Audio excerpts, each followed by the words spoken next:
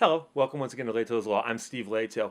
I came across a rather interesting new thing in the news, and this is going to affect a lot of college students possibly in the future, but it's affecting some right now. But it's just such an interesting twist on things. But if you go to college nowadays, you'll discover that the cost of a higher education in America is rather high, and it's gotten increasingly so over the years. Now, I went to law school a while back, and it cost me a lot of money, and I borrowed a lot of money. So, student loans are something I understand very, very well. But here's an interesting twist, and this is the headline from Bloomberg News. College grads sell stakes in themselves to Wall Street. And anytime there's an opportunity to make money, leave it to the guys on Wall Street to sit down and figure out a way to monetize something. So, to pay for college, Amy Robluski sold a piece of her future. Every month for 8.5 years, she must turn over a set percentage of her salary to investors. Today, about a year after graduation, Robluski makes $50,000 a year as a higher education recruiter in Winchester, Virginia. So the cut comes to $279 a month, which is less than her car payment. Now, if the 23-year-old becomes a star in her field, she could pay twice as much. And if she loses her job, she won't have to pay anything. Investors will be out of luck until she finds work. This is a story written by Claire Boston, and it's one of these things I'd never heard of this before. But apparently, instead of just going to the student financial aid office and borrowing money from some government program, there are investors out there who will put the money up for your education in exchange for a slice of your future earnings. And it's in its infancy right now. So there are some schools that don't allow this. There's some schools that encourage this. It's all over the board. She struck the unusual deal as an undergraduate at Purdue University in West Lafayette, Indiana. Hello, Tom Spademan, my good buddy, went there.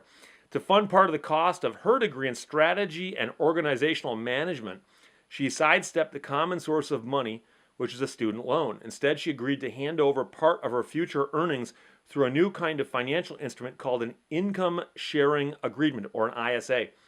In a sense, financiers are transforming student debtors into investments with much of the same risk and ideally return.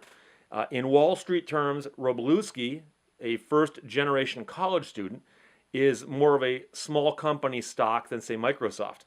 Her mother works as a waitress. Her father is a quality control inspector in a car dealership's body shop. And so she's got a strong work ethic. And so, showing potential for leadership, not to mention earnings, she rose to vice president of Delta Sigma Pi, a business fraternity. Those qualities impressed a company called Vimo Education, which vets students at Purdue and a handful of other schools on behalf of potential investors. So they're not going to do this for everybody. And that was the question that popped into my head the first sentence in was, so if I'm the one who's taken the classes in underwater basket weaving, am I actually going to get somebody who will put the money up? Because we know I can't make any money doing that. And so it depends on what field you're going into, and they will check your background to see what kind of a good investment you might be. Americans currently owe $1.5 trillion in higher education debt. That's a burden that weighs down their dreams and the U.S. economy. The Federal Reserve says millennials are now less likely to buy homes than young people were in 2005. And even senior citizens find themselves still making payments on their student loans. Yeah, and they will follow you to the grave. Wall Street sees the crisis as an opportunity. College graduates on average earn $1 million more over their lifetimes than non-college graduates. Investors could capture some of that wage premium for themselves. Here's a quote. I envision a whole new equity market for higher education in the next 5 years, where today there's only debt, says Chuck Trafton, who runs hedge fund Flow Point Capital Partners LP, which has invested in ISAs, including Purdue's. ISA experts say they have fielded calls from some of the world's largest investment managers that are considering investing in the contracts. And the executive vice chairman of money manager Blackstone Group LP formed the Education Finance Institute to help schools study and develop ISAs for their student bodies. For now, the market for income sharing agreements can be measured in the tens of millions. a tiny sum compared to the $170 billion in outstanding asset backed securities created from student loans. Only some schools let outside investment firms buy a stake in their students. Others seek out individual donors, which can often be just wealthy alumni, or they use money from their own endowments to finance the students. Along with Purdue, which started their program in 2016, some smaller private schools, such as Lackawanna College in Scranton, Pennsylvania, and Norwich University in Vermont, are offering ISAs, and the University of Utah, good old U of U, recently announced a pilot plan. ISAs raise all kinds of questions, of course. How many students will lose their jobs and be unable to pay? How much should Wall Street demand as compensation for the risk? Investors typically ask for a smaller slice from students with more lucrative majors. At Purdue, for example, English majors borrowing $10,000 pay 4.5% of their future income over nearly 10 years. Chemical engineers, 2.5% over 7 years. And so, yes, your financial future will become a math problem. Because as you can imagine, they're not putting the money up unless they think they're getting it back plus some. And, with a student loan, especially a low interest one, you can just look at it and go, well, it turns out I can pay it off over a long period of time with fairly small payments, and I can just budget for that. And the interesting thing here is, there's a couple things. One is that over the shorter period of time paying it off, if that works out, obviously it's better to pay it off in 7.5 years than it is in 20, if you can do either. But the cool thing here is if you lose your job, you pay zero. And of course, if you lose your job in the real world and you've got student loans, you may have to ask for deferments or go into default, heaven forbid. So those are differences there as well. I suspect you're going to be seeing some flux in this field, meaning that some companies are going to come forward with different kinds of products. The universities will have to spend some time vetting which organizations have got the best deals. And the marketplace will do what the marketplace does, and that is eventually, hopefully, there will be several different products to choose from if you are the student looking for money. And if you're an investor with money looking to push it into this field, hopefully there'll be different places you can put your money and try to find the ones that get the best return. And likewise, if you are the student, trying to find the one that'll cost you the least amount of money over time. So it's a fascinating concept. I'd never heard of this before as being an actual thing, but it makes complete sense. And again, it's just going to boil down to how it all shakes out, because we can do the math on what a standard modern student loan looks like.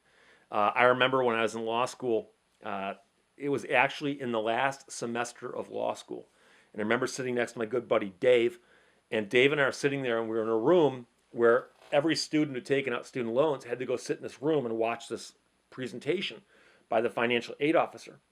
And the financial aid officer put up on the screen a chart, and it showed how much money you've borrowed, and it drew a line as to how long it was going to take you to pay it off. And Dave and I are both looking at it, and I don't know if he said it to me or if I said it to him, but one of us said, wait a second.